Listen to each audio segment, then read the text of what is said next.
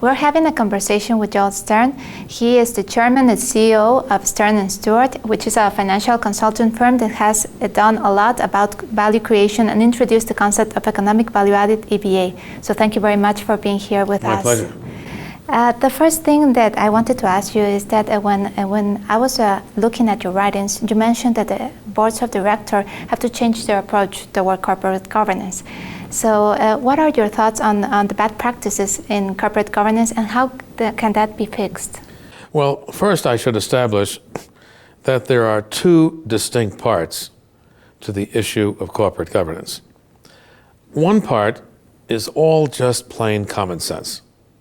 For example, it's kind of like a laundry list of things they should do. For example, the outside non-executive directors should be on the audit committee, and they should be on the nominating committee, and so on.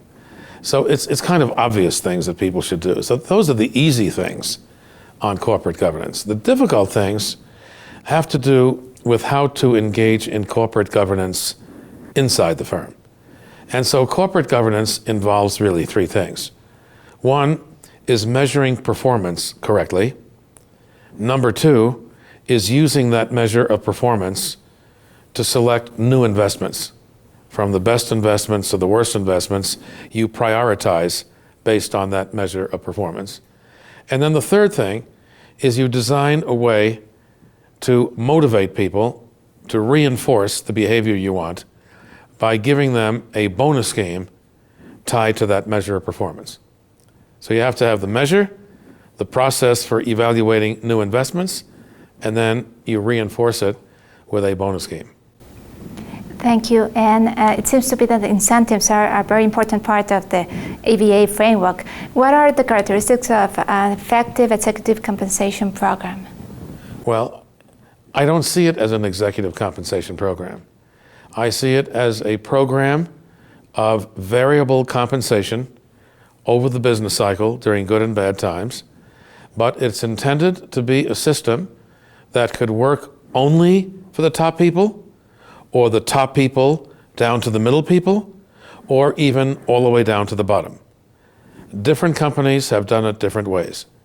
The most successful companies on EVA are the ones who have carried it all the way down through the organization, right to the bottom. Everybody's on the program, nobody's left out. That has a very positive impact on morale as well as motivation, because everybody then feels as if they are part of the program. Somebody said to me recently when I was visiting South Africa, he said, I understand that you have a middle name and that your middle name initial is M. Take that and put it aside. Your new middle name should be the letter I, because you believe in inclusion. Everybody should be included. And I think that's correct. Because in the companies that we've done this for, in Africa, in India, in Singapore, in the United States, in Brazil, where we've carried it all the way down to the bottom, the performance is literally off the charts. Because everybody then feels as if they are a value change agent.